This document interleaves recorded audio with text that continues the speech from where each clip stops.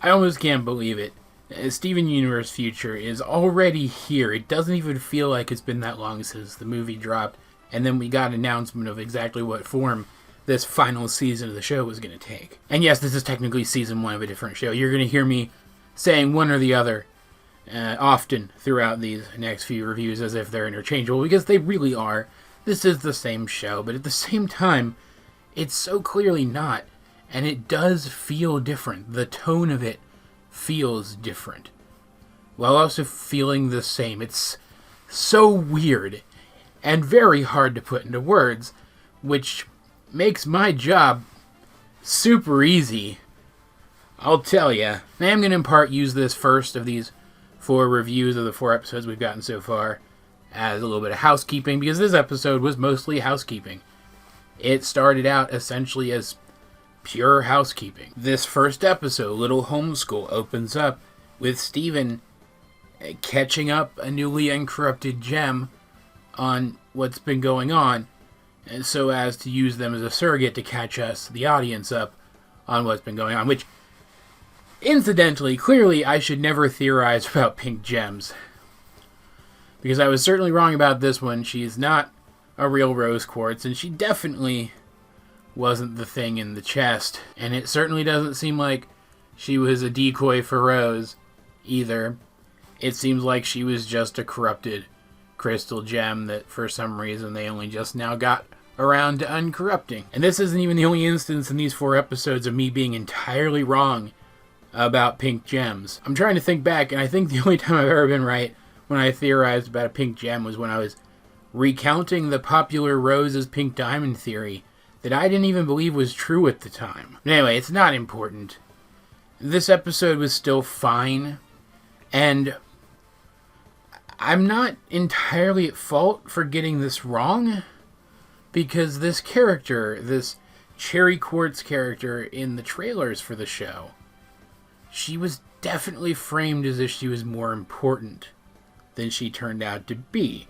It really did seem like she was someone who Steven was going to be spending a lot of time with, but instead, we really only saw her in the framing device for this episode, the bookends on this episode, which started with Steven, like I said before, catching her up on what's been going on, because she's been bubbled and or corrupted this whole time. And then at the end, when we're shown that while Steven's been dealing with one of his problems, she's now gotten settled in to Little Homeschool and seems comfortable in her new life. And we don't see that character again. I don't even think we see her in the background. I watched through these episodes again recently, and I don't remember seeing her in the background anywhere.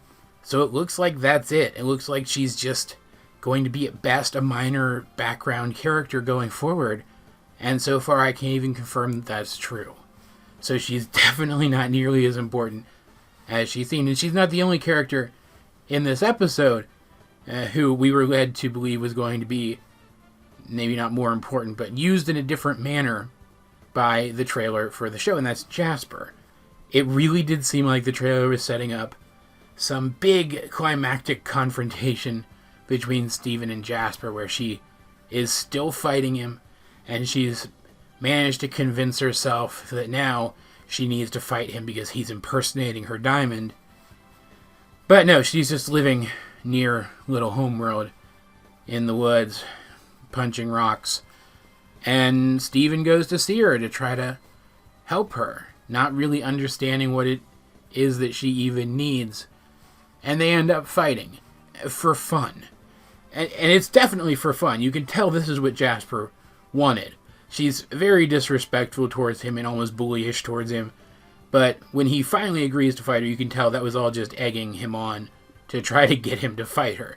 And it's honestly kind of adorable. They have a very Goku Vegeta or Piccolo Gohan kind of relationship, to use analogies that only those of you who have a knowledge of Dragon Ball Z will understand. And the fight between the two of them is what brings out Steven's glowy pink power that we saw in the trailer.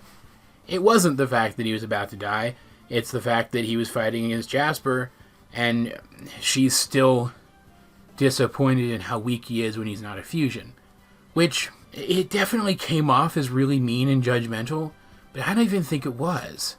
I think she was genuinely disappointed that he wasn't more of a challenge.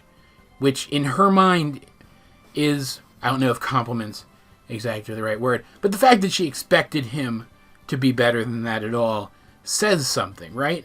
It says that she wants him to be better, right? I'm not the only person who sees that, right? But then he brings out his glowy pink powers, and even though he powers down pretty quick when he starts to realize that he's really freaking strong in this form and could actually hurt his opponent, there was no indication that he powered down because he needed to, and Jasper couldn't really do anything against him in that form. It's pretty crazy. And it ends with Steven realizing that even though he expected to help Jasper, Jasper ended up helping him by bringing this power out of him that he didn't know he had and making him aware of it.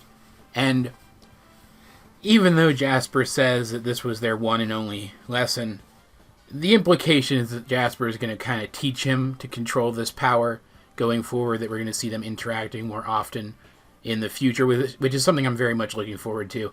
Their dynamic in this episode was different than anything else we've seen in the show, but still kind of wholesome in the way that all relatively healthy relationships in this show tend to be. And I do think that this is a relatively healthy relationship.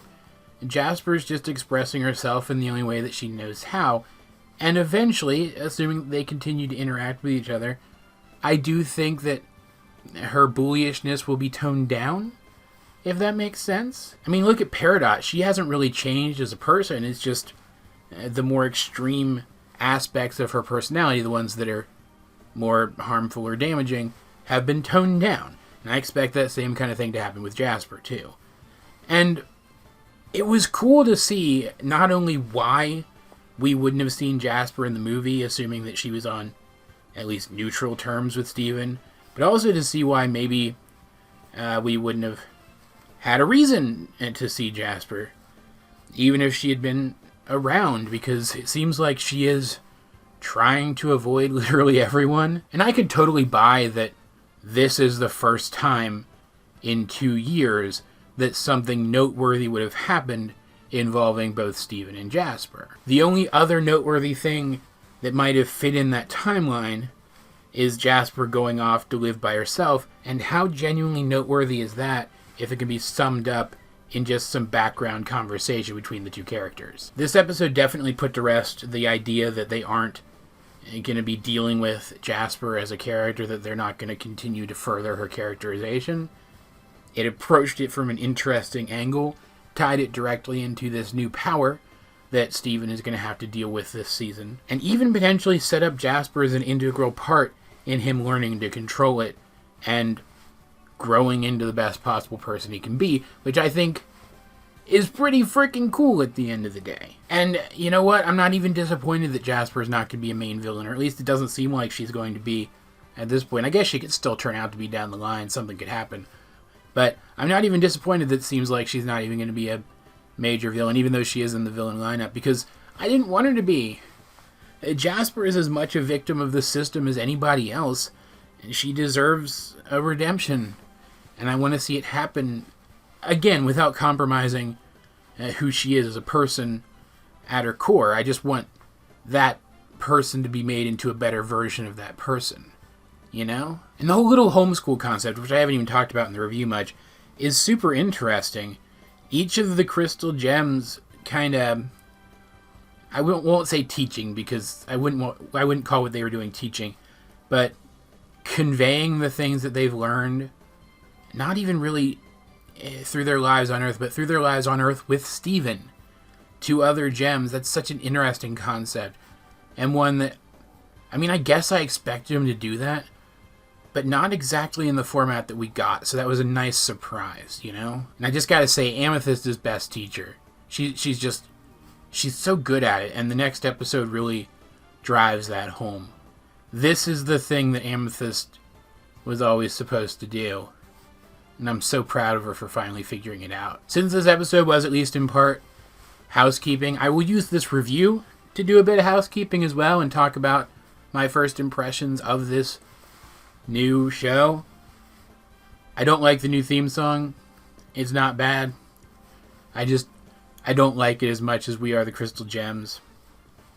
And a big part of that is because I wanted to see the crystal gems, all of the crystal gems, the main uncorrupted crystal gems, bismuth, lapis, peridot.